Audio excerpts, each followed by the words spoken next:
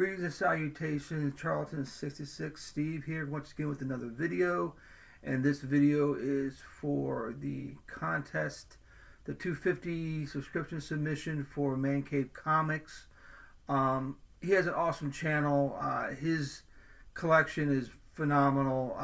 This is his 250 subscriber contest, but he's up to, I think, 292. Well, he's getting up to 300, so he might be doing a 300 one at some point, I guess. But yeah, his comic book collection is really, it's breathtaking. I was really impressed. The contest is you got to be 18, subscribe to his channel, and pick 3 artists, 3 different covers by 3 different artists. If that's my understanding of it, I think that's what it boils down to, which is what I did. And it's kind of tough. It's like trying to pick your favorite artist. You've been collecting as long as most people have been that watch my channel. Artists are all over the place. Favorite writer, artists. I mean, it's just, you spend all day and it changes. It's like trying to pick your favorite kid. It just is not going to happen. So these are going to be examples of how I did it. I kind of did it Silver Age, Bronze Age, and Modern. Kind of doing it that way.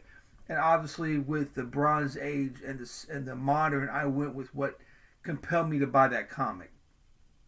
There's certain comic books that you just buy because of the cover. That's what sells the book.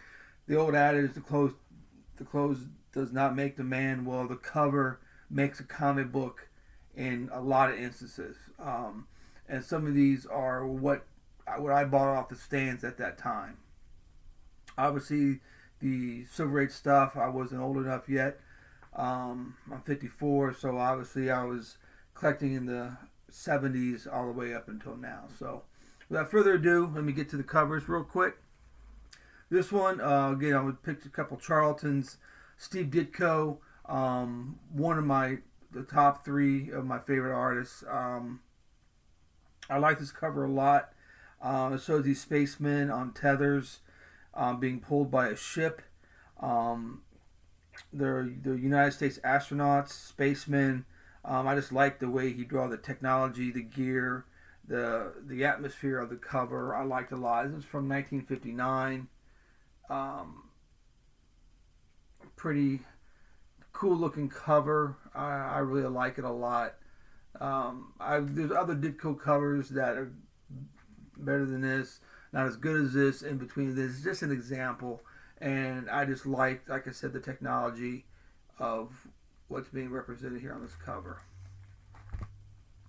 The next Ditko cover is really one of my faves. It's a nice high grade book, Conga number 6 from 1962. He's got Conga in a spotlight, escaping his bonds and chasing all the terrified circus goers or whoever they may be. But it's such a, to me it's a beautiful cover. Conga's smiling. It looks like he's smiling, like he's having a good time. And of course the blurb for the movie is up there. Bizarre movie, worth having though, just because it's so weird. Something you might see on Spenguli one night. And a Marvel book, Amazing Fantasy number 9 with Tim Boom Ba. I read this as a kid. It was a reprint, and I finally was able to get it at a good price. A nice raw copy. Nothing more to say about this. Everyone knows about the story of Tim Boom Ba. Turned out to be a punk at the end. It's such a great story. The typical irony of the story of the Marvels back in the 60s. Now, the next stuff is what I picked up off the stands, collecting. One of my favorite artists of the Bronze Age is Ron Wilson. He seemed to be everywhere. Him and Keith Pollard, Bob Layton, they seemed to, no matter where you went, there was something done by those guys at some point. Covers, interiors, they were just always there. And I always was fond of Ron Wilson's work.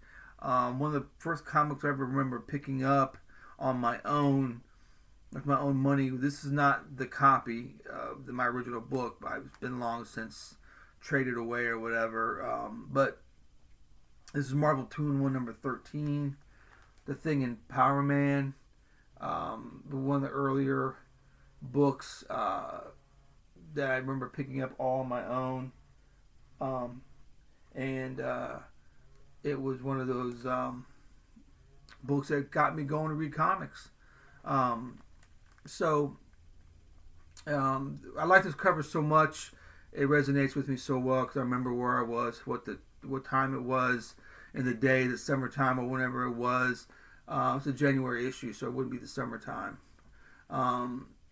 But the smell of the drugstore, everything, all that kind of stuff plays into when you buy your comics and where you were and when you were. So this cover to me was so important that I had Ron Wilson do a recreation. I showed this before in my videos at least twice. I love it that much, but this recreation of that cover, the Marvel 2-in-1 by Ron Wilson. He still makes appearances in conventions. He still does artwork. He does recreation covers, and they're just as good as the original, if not better. So it's one of those things that you like it, you go for it. You can't have the original. Try and get a recreation done. And the next one is Marvel 2-in-1 number 21. Again, Ron Wilson, Doc Savage, one of my favorite heroes. Great cover, even though Doc in the pulps never wore an outfit like that. But they had a superhero him up for the comic. And Marvel 2-in-1 Thing in Black Goliath. One thing I liked about Marvel 2-in-1s and Marvel team-ups is that they included obscure characters that didn't have their own book, characters you didn't see that often. So this has Black Goliath, and I just like the image of Ben Grimm picking up Black Goliath and carrying him away from the threat, which is very cool. Next three comics from modern books. One of my favorite artists from in the modern age is Jim Calafiore. He did an awesome stint on Iron Man, worked for Valiant, and he worked for, before that, Caliber Press on the Valiant, DC and Marvel, and he's doing his own stuff now. He's doing a Kickstarter project called Ned Lord of the Pit, I believe is the name of it. But one of the first things I want to show is by Calafiore. This is signed by him and Peter David as Aquaman 38. I just love that cover. Turning Atlantis into like an amusement park and all the different stuff. The Topo balloon and the little fake hook and the Aquaman hat and where's the Topo balloon? Yeah, the Topo balloon is up here. And the look on Aquaman's face. To me, it's a classic cover for that series. If you read the Aquaman series, can't get rid of that glare there. But such a great cover. Then Aquaman 17. Great image of Aquaman with his harpoon hand flying around the cover there. Signed by Calafiore and Peter David. And the last cover in his Valiant days, this is the Armorines, the Fall Fling Preview Edition, number 0. Great cover, Calafiore, when he was with his years with the Valiant, his years that he was with the Valiant. All right, that's my submission. Good luck to everyone who's into the contest. Hope everyone's doing well. Thanks for viewing and subscribing. And like I said, good luck to everyone in the contest.